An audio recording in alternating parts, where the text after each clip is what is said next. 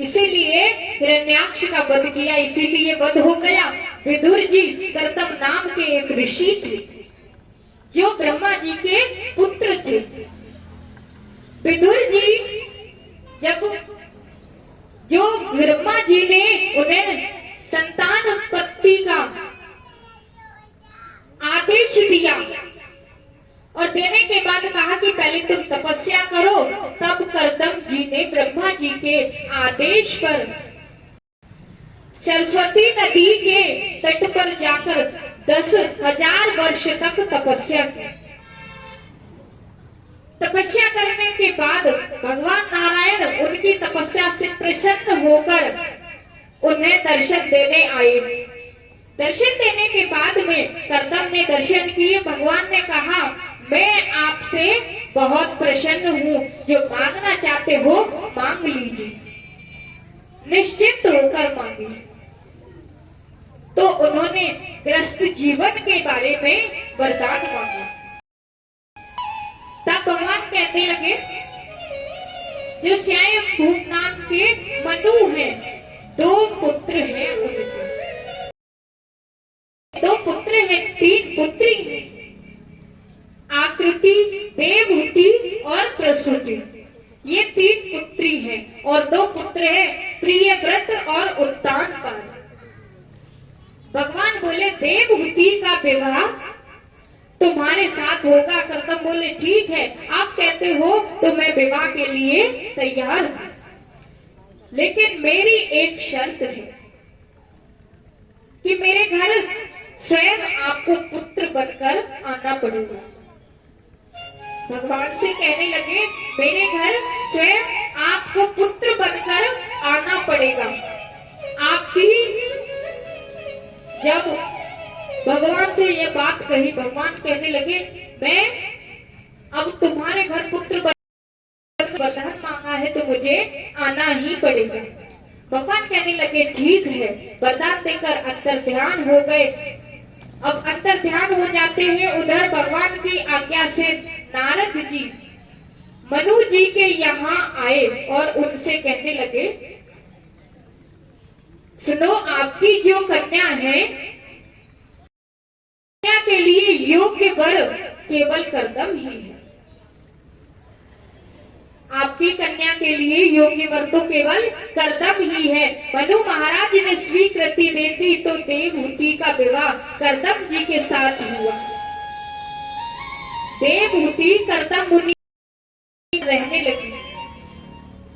देवहूति जब आश्रम पर आई तो देखा, जिस स्थान पर मुनि रहते हैं वहां तो चूहों का बिल है। सभी पशु पक्षी वहीं आकर रहते हैं क्या? कहीं सर्पों का बिल है, कहीं पक्षियों का घोंसला है। देवहूति ने यही बात कही, ये आश्रम तो केवल कर्दम जी का ही नहीं, ये तो सारे पशु पक्षियों का भी है, यहाँ तो सभी रहते हैं। अब कर्दम जी ने भगवान का ध्यान किया, ध्यान करने बैठ गए। देवहूति उनकी सेवा में लगी हुई है।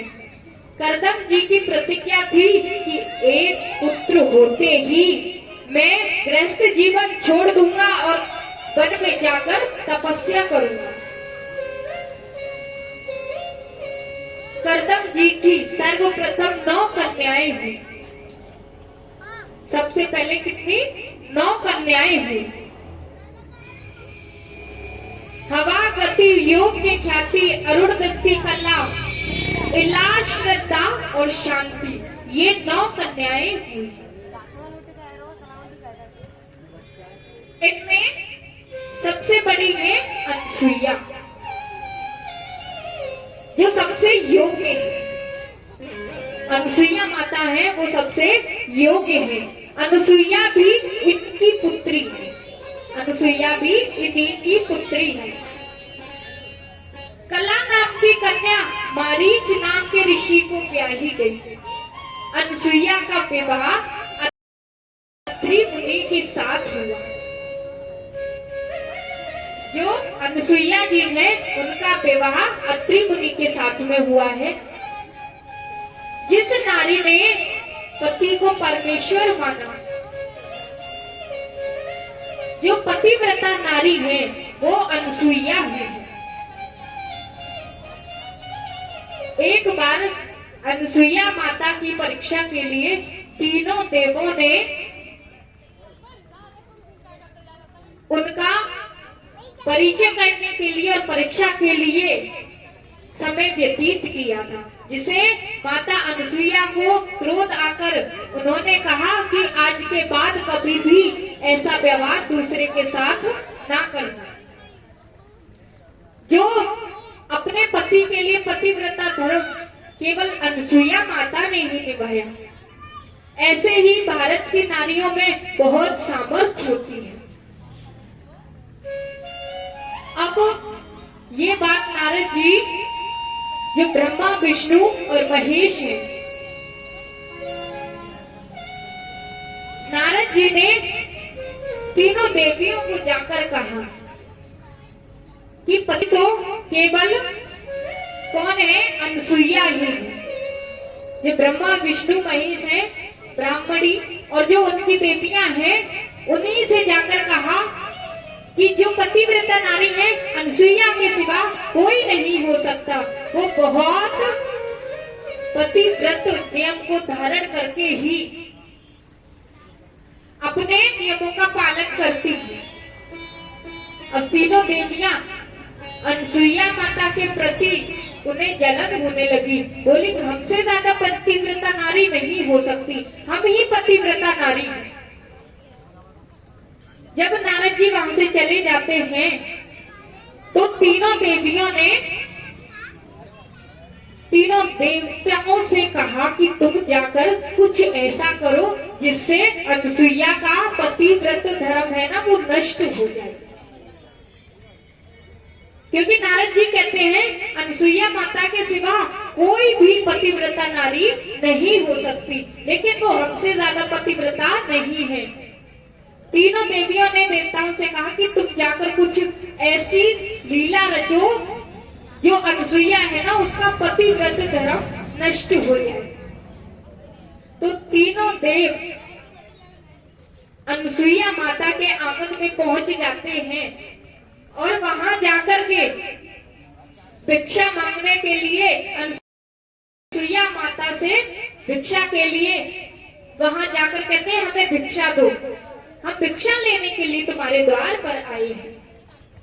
तो अनसुईया माता कहने लगी यदि तुम भिक्षा लेने के लिए आए हो तो भिक्षा में क्या लेना चाहते हो, अनाज, चावल या धन? बोले नहीं, ये सब हमें नहीं चाहिए, हम केवल भिक्षा लेने में भोजन करें। तुम निर्वस्त्र होकर हमें भोजन कराओ, और हाँ, हम यदि भूखे चले गए तो सोच लेना अच्छा नहीं होगा। अब माता अनसुईया कहने लगी मेरे द्वार से यदि कोई ब्राह्मण भूखा चला जाए, ब्राह्मण का भेष बदलकर तीनों देव आते हैं, ब्राह्मण का भेष जो उन्हें वेशभूषा थी उनकी उन्हें देखकर अनसुईया माता कहने लगी यदि ये ब्राह्मण है और ब्राह्मण मेरे द्वार से भूखे चले जाएं, ये तो मुझे बड़ा भारी पाप लगेगा। तो माता ने सोचा अब मुझे निर्वस्त्र होकर भोजन कराना है, लेकिन ये तो ब्राह्मण है, मैं निर्वस्त्र होकर भोजन कैसे कराऊं। अब तीनों देवों को बिठाया है, तीनों देव बैठ जाते हैं। माता अनसुईया अत्रि मुनि के पास आती हैं, अत्रि मुनि से कहने लगी 3 ब्राह्मण आए हुए हैं और वो कहते हैं मुझे निर्वस्त्र होकर भोजन कराएं, हमें निर्वस्त्र होकर भोजन कराएं, लेकिन मैं एक पतिव्रता नारी हूँ, मेरा पतिव्रता धर्म है वो नष्ट हो जाएगा, पतिव्रत धर्म नष्ट हो जाएगा। अब जब धर्म नष्ट होने की बात आई तो अत्रि मुनि कहने लगे कोई बात नहीं, भोजन ही तो है, भोजन करवा दीजिए। बोले निर्वस्त्र होकर, तो उन्होंने अपने कमंडलू से जल दिया और कहा जाओ तुम इस जल को उन ब्राह्मणों पर छिड़क दे। तो अनसुईया माता ने जल ले जाकर तीनों ब्राह्मणों पर छिड़क दिए, यानी तीनों देवताओं पर छिड़क दिए। जब तीनों देवों पर छिड़का है तो वो तीनों देव 6-6 महीने के बालक बन गए। जब बालक बन गए हैं, और बालक का भोजन तो क्या होता है? दूध। तो माता अनुसुईया ने उन्हें दूध पिलाया, और दूध पिला करके तीनों को पालनों में खिला दिया। तीनों पालने हैं, एक बच्चे को एक पालने में, इस प्रकार तीनों को खिला दिया। अब शाम हो गई, समय व्यतीत होने लगा। जब तीनों करके घर वापस नहीं गए तो देवियों को चिंता सताने लगी। देवियों ने नारद जी से पूछा, क्या आपने हमारे पतियों को देखा है? नारद जी कहने लगे, वही होंगे अनुसुईया माता के आश्रम पर, क्योंकि उनकी परीक्षा के लिए ही गए थे। अब तीनों देवियां आती हैं अनुसुईया माता के आश्रम पर। आश्रम पर आई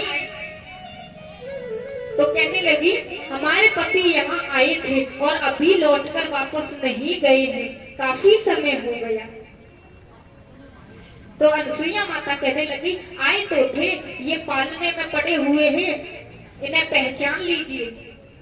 और हाँ, यदि किसी भी नारी ने, यानी तुम तीनों में से किसी ने भी पराये पति को हाथ लगाया तो उस नारी को नरक में जाना पड़ेगा। अपने अपने पतियों को पहचानो और ले जाओ। और यदि किसी ने पराये पति से हाथ लगा दिया तो नरक में जाना पड़ेगा। अब वो तो 6-6 महीने के बालक हैं, वो उन्हें कैसे पहचाने? जब काफी समय हो गया, तीनों देवियां अनुसुईया चरणों में गिर पड़ी और कहने लगी, हमें क्षमा कर दो, हम इन्हें नहीं पहचान सकते, हमसे बहुत बड़ी भूल हो गई, हमने तुम्हारी परीक्षा के लिए इन्हें यहाँ भेजा था। तो अनुसुईया माता ने जल छिड़का और फिर से वो तीनों देव अपने स्वरूप में प्रकट हुए। तीनों देव अपने स्वरूप में विराजमान हो जाते हैं। तो अनुसुईया माता ने उन देवियों से कहा कि जो परीक्षा तुमने मेरे साथ की है, वो परीक्षा किसी दूसरी पतिव्रता नारी के साथ मत करना, क्योंकि ये केवल एक धर्म सुहाग है पतिव्रता नारियों का। तीनों देवियों से कहने लगी, सत्य ही धर्म सुहाग, सत्य मत बिसरइयो जीवन में हम। सत्य ही धर्म सुहाग, सत्य मत बिसरइयो जीवन में।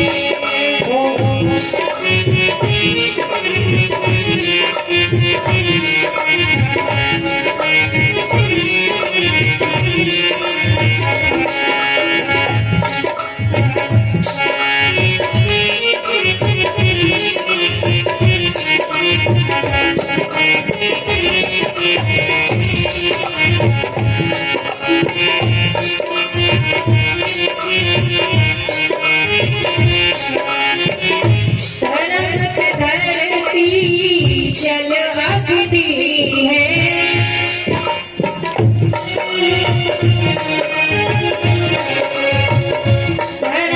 धरती जल अग्नि है,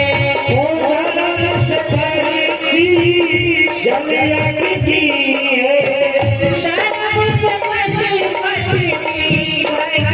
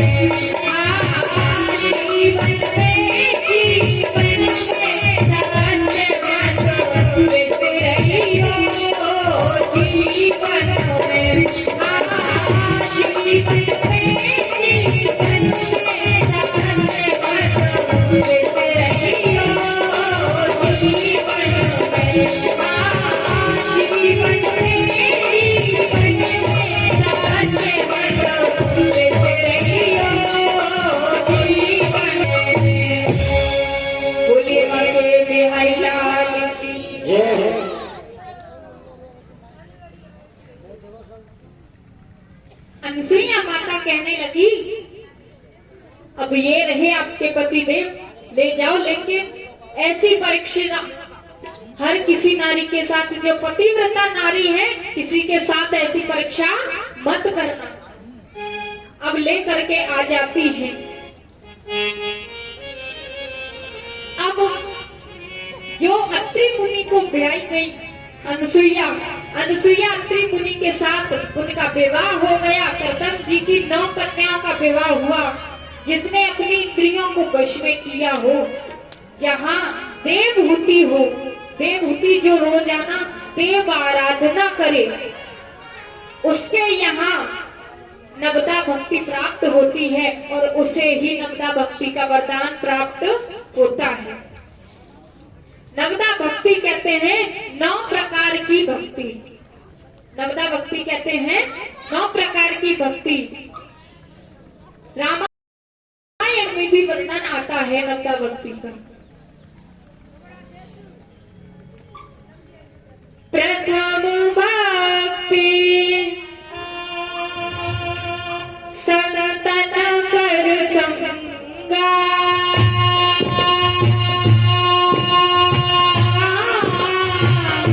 दूसरे कथा प्रसंगा। जिया राम जय जय राम, जिया राम जय जय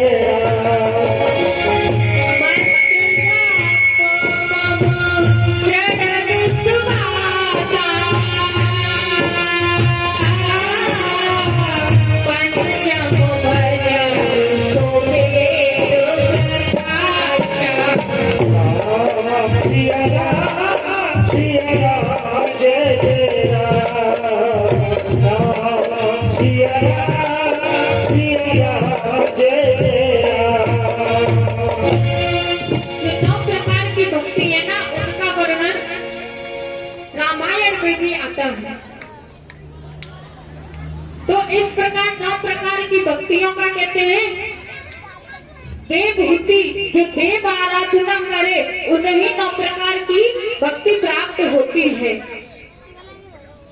सरलता और कपट जिसके अंदर हो, क्योंकि सरल स्वभाव के होते हैं उन्हें ही भगवान प्राप्त होते हैं। जिसके अंदर छल हो, कपट हो, उसे भगवान प्राप्त नहीं हो सकते। तो भगवान ने जो वरदान दिया था पुत्र बनकर आने का, तो 9 कन्याओं के बाद में भगवान कपिल देव कर्दम देवहूति के यहाँ अवतार लेकर, क्योंकि भगवान का कभी जन्म नहीं होता, भगवान का अवतार होता है। और भगवान कपिल देव को कर्दम जी ने प्रणाम करते ही वन में चले गए, क्योंकि उन्होंने कहा था केवल एक पुत्र की प्राप्ति के बाद ही मैं वन में चला जाऊंगा। तो प्रभु ने,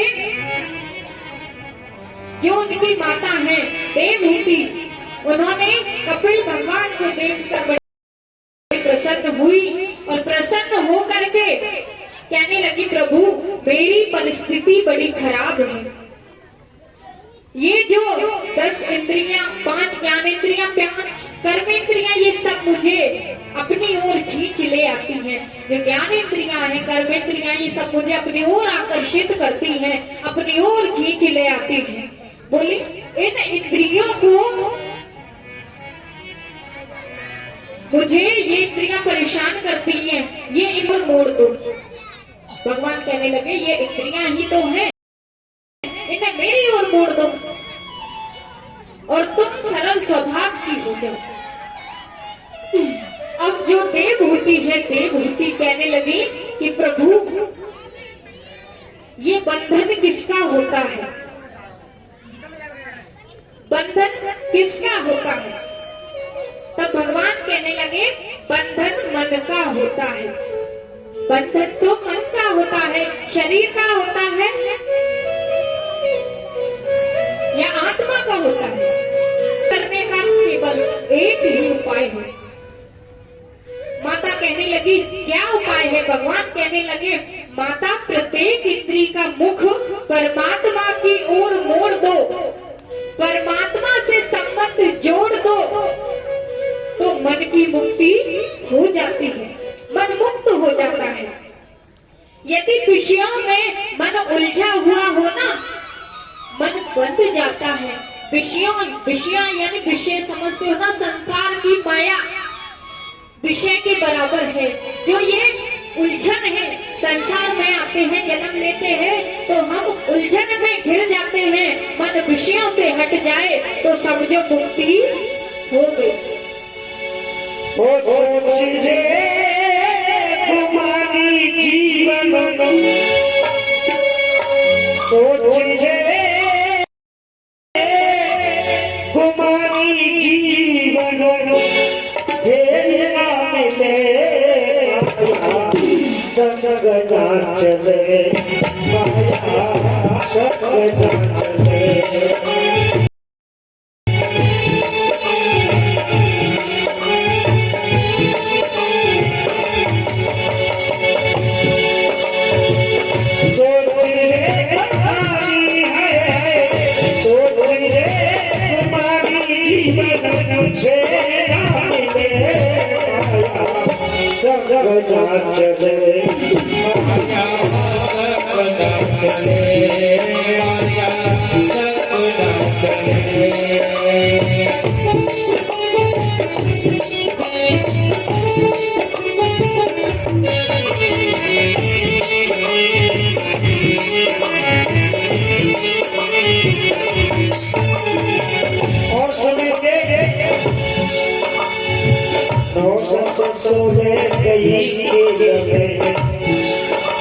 और भी सकई तेरे मदद से जिया में, सकई तेरे मदद से जिया में, सकई तेरे मदद से जिया में।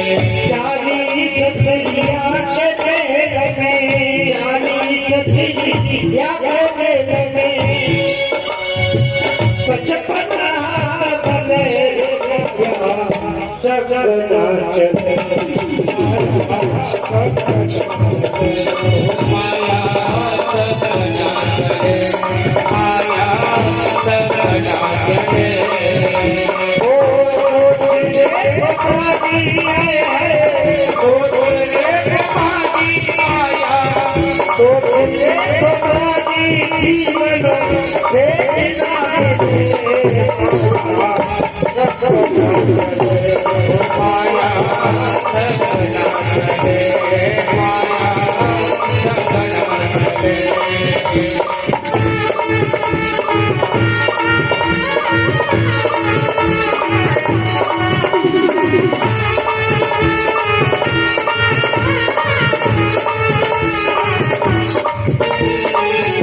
फिर भी बहुत समझाया पर पाया को नहीं छोड़ा।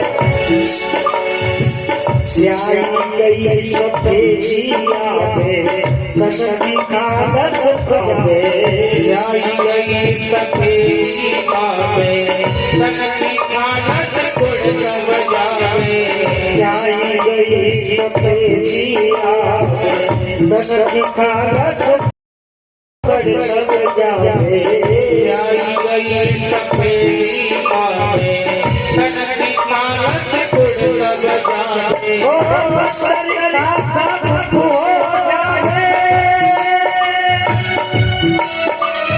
सिदक गजारे माया सगना चले, ओ माया सगना चले, माया सगना चले। ओ रे हमारी जीवन रे नाम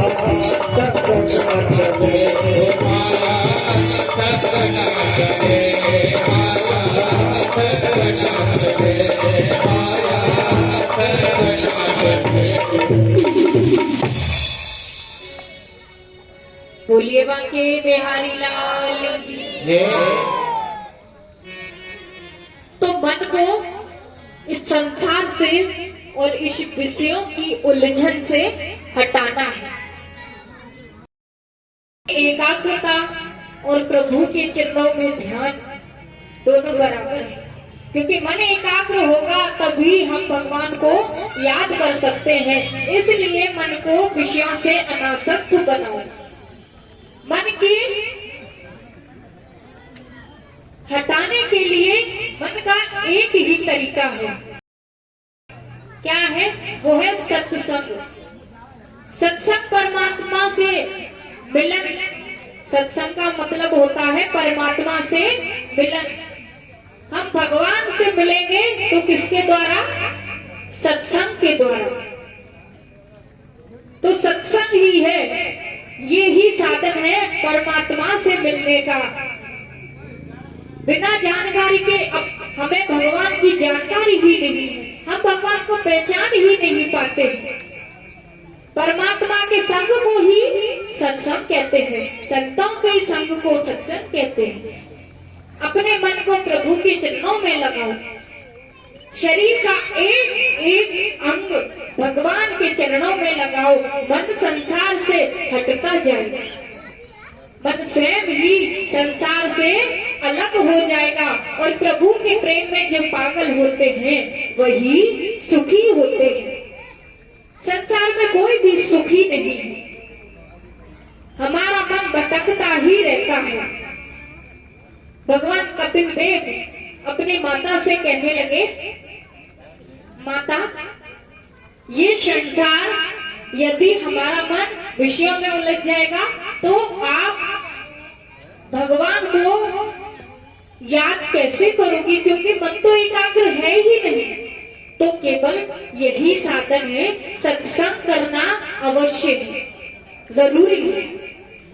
बिना सत्संग के भगवान की प्राप्ति नहीं होती, लेकिन हमारा संबंध परमात्मा से होना चाहिए, हमारा संबंध परमात्मा से होना चाहिए।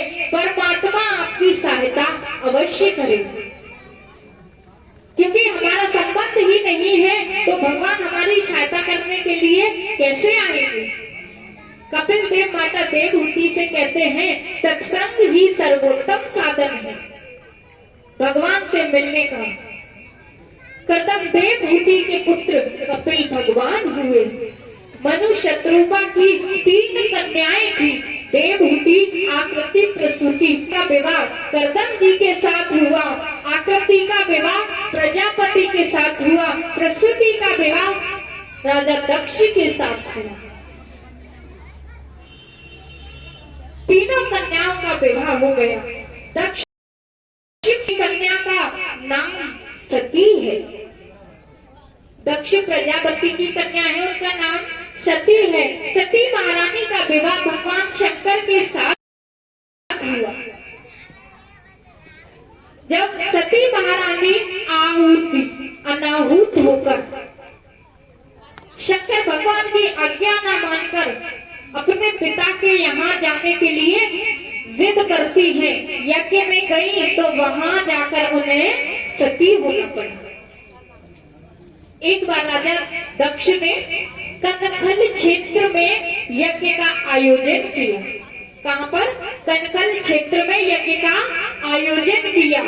यज्ञ में सभी देव सम्मिलित हुए, सभी देवताओं को स्थान दिया गया, केवल भगवान शंकर को छोड़कर सभी के लिए आसन दिया गया। जब सबको आसन दिया गया है तो सारी अप्सराएं विमान में बैठकर जा रही हैं। तो विमान में बैठकर जाती है, सती महारानी पूछती है, आप कहाँ जा रही हो? तो कहने लगी, आपको नहीं पता? बोले, क्या? मुझे तो कुछ भी नहीं पता। अरे, आपके पिता ने यज्ञ का आयोजन किया है, हम सब वहीं जा रहे हैं। यज्ञ का आयोजन और मुझे पता भी नहीं। बोले, आपके पिता के यहाँ यज्ञ है, हम वहीं जा रहे हैं। इतना कहकर अप्सराएं चली जाती हैं। अब सती महारानी भगवान शंकर से कहने लगी, देखो, मुझे भी अपने पिता के यहाँ जाना है, हमारे पिता के यहाँ यज्ञ है, आप भी चलिए और मैं भी चलूं। भगवान शंकर कहने लगे, हम वहाँ बिना बुलाए नहीं जाएंगे, बिना बुलाए हम नहीं जा सकते, क्योंकि बिना बुलाए जाते हैं वहाँ अपमान होता है। सती को पता ही नहीं था कि पिता और पति के बीच में कुछ अनबनी हो गई है। वो तो समझ रही थी हर बार की तरह मैं जाती हूँ, इस बार भी जाऊंगी, क्योंकि राजा दक्ष के यहाँ सभा लगी हुई थी, उसमें सभी देवताओं ने उठकर सम्मान किया। लेकिन भगवान शंकर नहीं उठे। राजा दक्ष को क्रोध आया और भगवान को अशब्द बोलने लगे, बुरा भला कहने लगे। देवताओं ने श्राप दे दिया राजा दक्ष को कि तुम्हारा मुख बकरे का हो जाए। इसलिए ससुर और दामाद में हुई अनबनी के बारे में सती महारानी को कुछ पता ही नहीं था।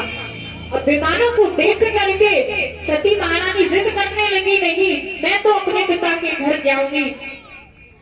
भगवान शंकर कहने लगे, यदि हम किसी के घर बिना बुलाए जाएंगे तो हमारा अपमान होगा, हम बिना बुलाए किसी के घर नहीं जा सकते।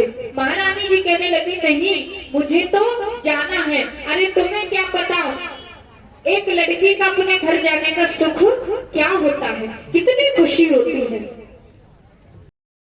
भगवान शंकर कहने लगे, हम बिना बुलाए यदि किसी के घर जाएंगे तो हमारा कौन सम्मान करेगा। पार्वती जी के सती महारानी जी कहने लगी, यदि किसी के घर नहीं गए तो कोई हमारे यहाँ कैसे आएगा। हम किसी के यहाँ नहीं जाएंगे तो हमारे यहाँ कौन आएगा। बहुत समझाया लेकिन नहीं समझ में आया। कहने लगी, यदि आप नहीं जाते तो मैं तो अपने पिता के घर अवश्य जाऊंगी और मैं वहां जाना भी चाहती हूँ। भगवान फिर आखिरी बार कहने लगे, देखो वहां बिना बुलाए जाओगी, यदि तुम्हारा अपमान होगा तो तुम सहन कर लोगी, लेकिन मेरा अपमान होगा तो तुम सहन नहीं कर सकोगे। भगवान ये पहले ही जानते थे मेरा अपमान होगा, ये सहन नहीं कर पाएंगे, इन्हें सती होना पड़ेगा। तो भगवान ने एक पोटली में सारे कपड़े बांधकर सती महारानी को दे दिए और नंदी पर सवार किया और कहने लगे, यदि आप नहीं मानती हो तो आप जा सकती हो, मैं तो बिना बुलाए किसी के घर नहीं जाऊंगा। फिर जाते जाते भगवान शिव कहने लगे, अभी भी समय है, रुक जाओ। अब महारानी नहीं मानी तो भगवान शिव कहने लगे, अब तुम जाना चाहती हो तो तुम जा सकती हो। भगवान के कहने पर भी बात सती महारानी नहीं रुकी। अब भगवान कहने लगे, शिव बोले सती तुम जाओ मती, बाबुल की नारी शिव बोले सती तुम जाओ मती, बाबुल की नगरी है, बाबुल की मत जाओ मती, बाबुल की नगरी आगे।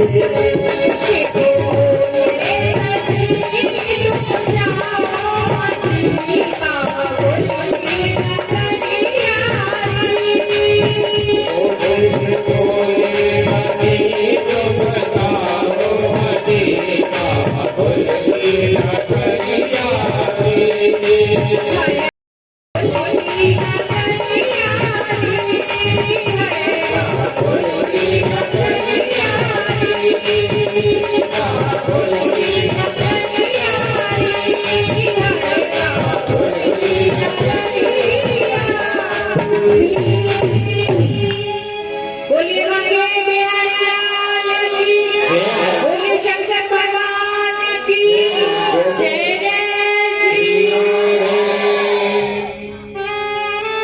अब शिव जी के समझाने पर भी जब सती महारानी नहीं मानी तो भगवान ने उनको विदा कर दिया, जाने के लिए कह दिया। अब विदा कर दिया तो वहां पर क्या होता है?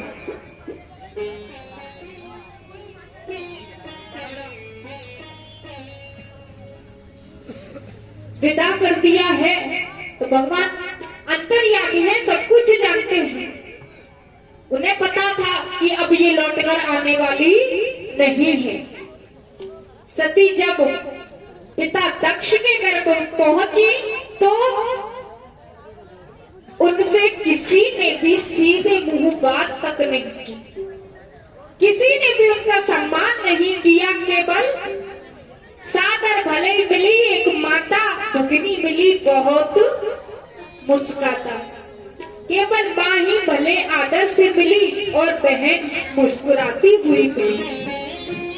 और पिता दक्ष ने तो उन्हें देखकर मुंह फेर दिया, कहने लगे इसे यहाँ किसने बुलाया है, किसने बुलाया है इसे गया। माँ मुस्कुराती हुई, बहन मुस्कुराती हुई, लेकिन पिता इतने उदास और क्रोध में दक्ष ने सती की कुशलता भी नहीं पूछी और उनको देख करके दक्ष महाराज का अंग अंग जलने लगा। अब महारानी जी ने, महाराज दक्ष ने सबको आशीष दिया, सबको स्थान दिया, लेकिन भगवान शंकर के लिए स्थान ही नहीं था। सती महारानी वो भी सहन कर लिया, लेकिन भगवान शंकर को स्थान नहीं। फिर शंकर भगवान के प्रति अपमान हुआ, तो महारानी जी से अपमान सहन नहीं हुआ। जब सहन नहीं हुआ तो जो यज्ञ चल रहा था ना, सबकी बातें सुन करके सती महारानी जी ने अपना शरीर यज्ञ में भस्म कर दिया, यज्ञ में भस्म कर दिया और सारी यज्ञशाला में हाहाकार मच गया। यह समाचार भगवान को मिला तो भगवान तो पहले ही जानते थे, वो अंतर्यामी है, वो जानते थे कि महारानी जी अब वापस लौटकर नहीं आएंगे। तो पता है सती जी ने मरते समय भगवान से यह वरदान मांगा कि हे भगवान, मेरा जन्म शिव जी के चरणों में ही अनुराम रहे, उन्हीं के चरणों में बना रहे। इसी कारण भगवान ने हिमाचल के घर जन्म लिया। अब स्वयं भगवान से प्रार्थना की सती महारानी जी ने। स्वयं मनु की 3 कन्याओं का वर्णन हुआ। मनु महाराज के